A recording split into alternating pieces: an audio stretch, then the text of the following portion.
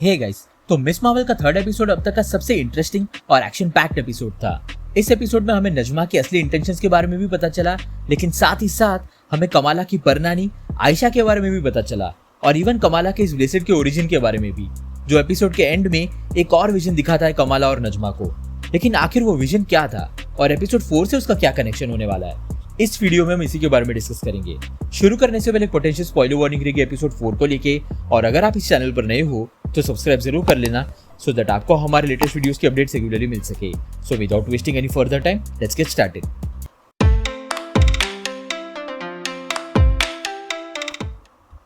तो एपिसोड के एंड में हम एक और विजन देखते हैं कमाला का, जहां हमें एक पुरानी ट्रेन आते हुए दिखती है जिस पर कराची लिखा हुआ है। ये शायद वही ट्रेन है जिसकी बात मैंने एपिसोड 2 के थियरी वीडियो में की थी, जो कि कमाला का ब्रेसलेट पहनने के बाद सबसे पहला विजन था। उस विजन में भी हम एक ट्रेन देखते हैं और इस वीडियो में भी मैंने कहा था कि ये विजन इंडिया के पार्टीशन के दौरान का है, यानी कि ये दोनों विजन्स एक ही है और ये वही कहानी है जिसकी बात कमाला के डैड ने की थी एपिसोड 2 में, जहां कमाला की नानी सना स्टेशन पर खो गई थी। जैसा कि कमाला के डैड ने कहा, सना उस वक्त मुश्किल से 3-4 साल की रही होगी और उसके खुद के फादर से अलग हो जाने के बावजूद वो ट्रेन तक पहुंच गई। ट्रेन के स्टेशन छोड़ने से पहले सना ने बताया कि ट्रेन तक दोबारा पहुंचने के लिए उसने ट्रेल ऑफ स्टार्स का पीछा किया। इस चीज में डेफिनेटली उसकी मदर आयशा का हाथ होगा। एपिसोड 3 की शुरुआत में हम नजमा और आयशा दोनों को ब्रिटिश ऑक्यूपाइड इंडिया में देखते हैं 1942 में, जब उन्हें पहली बार ये ब्रेसलेट मिला था। यही ब्रेसलेट नजमा, आयशा और उनके बाकी क्लैंडस्टाइन मेंबर्स को दोबारा अपने नोर डिमेंशन में पहुंचाने वाला था। लेकिन क्योंकि उस साइड पर उस वक्त ब्रिटिश सोल्जर्स अटैक करते हैं, तो इस वजह से नजमा और आयशा को अलग होना पड़ता है और वो ब्रेसलेट आयशा के पास रह जाता है। अब काफी चांसेस है कि इस इवेंट के बाद ही आयशा की मुलाकात कमाला के ग्रेट ग्रैंडफादर हसन से हुई होगी, जिसे प्रोबेबली फवाद खान प्ले करने वाले हैं, और मिलने के बाद शायद उन दोनों को प्यार हुआ होगा और इसी के चलते आयशा ने डिसाइड किया होगा अपने नूर डिमेंशन में वापस ना जाने का। नजमा ने ऑलरेडी बताया था कमाला को कि वो, आयशा और उसके ग्रुप के सभी लोग अपनी मर्जी से इस डिमेंशन में नहीं आए थे, उन्हें निकाला गया था, जिसका मतलब है कि उस पूरे ग्रुप ने जरूर कुछ बहुत ही बुरा किया होगा अपने नूर डिमेंशन में, जिसकी वजह से उन्हें निकाला गया होगा।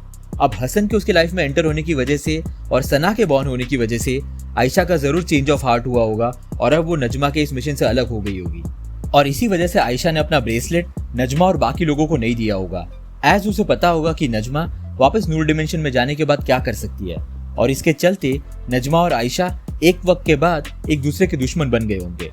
अब अपनी फैमिली और इस ब्रेसलेट को बचाने के लिए आयशा ने पार्टीशन के दौरान इस माइग्रेशन का सहारा लिया होगा, जिससे नजमा और उसका ग्रुप इस ब्रेसलेट और उसकी फैमिली तक कभी ना पहुंच सके। और ठीक इसी माइग्रेशन के दौरान कराची जाती हुई आखिरी ट्रेन में चढ़ते वक्त नजमा ने शायद दोबारा आयशा और हसन पे हमला किया होगा। इसीलिए हम कमाला के डैड से सुनते हैं कि सना के फादर उस वक्त इंजर्ड थे। अब अपनी फैमिली और ब्रेसलेट को बचाने के लिए आयशा अपनी फैमिली से अलग हो गई होगी और उसने अपना ब्रेसलेट प्रोबेबली सना को दे दिया होगा, लेकिन इस अटैक की वजह से स्टेशन पर भगदड़ मच गई होगी, जिससे सना अपने फादर से अलग हो गई होगी, और ठीक इसी वक्त आयशा ने अपने पावर्स को यूज करके सना को दोबारा ट्रेन तक पहुंचाया होगा और ट्रेन निकल गई होगी स्टेशन से। यही वो ट्रेल ऑफ स्टार्स होंगे जिसकी बात कमाला के डैड ने की थी, जिसे फॉलो करते हुए सना ट्रेन तक दोबारा पहुंच गई थी।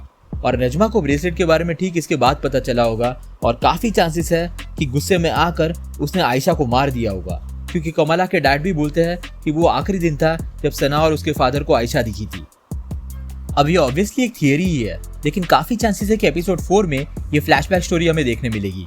हम ऑलरेडी जानते हैं कि कमाला अपनी मॉम के साथ कराची जाने वाली है सना से मिलने, तो हो सकता है कि ये पूरी स्टोरी हम सना के मुंह से सुने।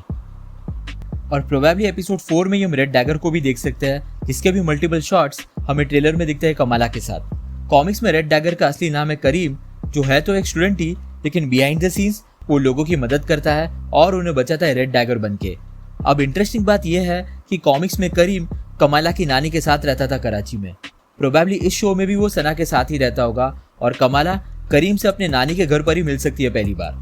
अब ट्रेलर्स में हम करीम को कमाला को एक जगह पर ले जाते हुए देखते हैं, जहां प्रोबेबली कमाला की मुलाकात फरहान अख्तर के कैरेक्टर से होगी।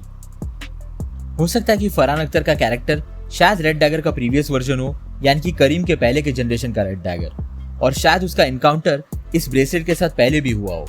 जो भी हो, ट्रेलर के क्लिप से ऐसा लग रहा है कि उसके पास कोई बहुत ही इंपॉर्टेंट इन्फॉर्मेशन होगी इस ब्रेसलेट या फिर आयशा के बारे में, और इस जगह पर हम नजमा और उसके ग्रुप को हमला करते हुए देखते हैं, यानी कि नजमा और उसका ग्रुप ज्यादा देर तक डीओडीसी के कब्जे में नहीं रहेगा।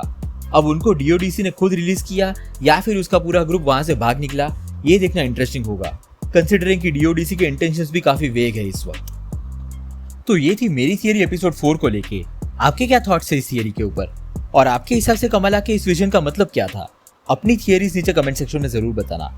अगर आपको वीडियो पसंद आया हो तो उसे लाइक जरूर कर देना, और अगर आप इस चैनल पर नए हो तो सब्सक्राइब करना मत भूलना। हम रेगुलरली ऐसे वीडियोस पब्लिश करते हैं।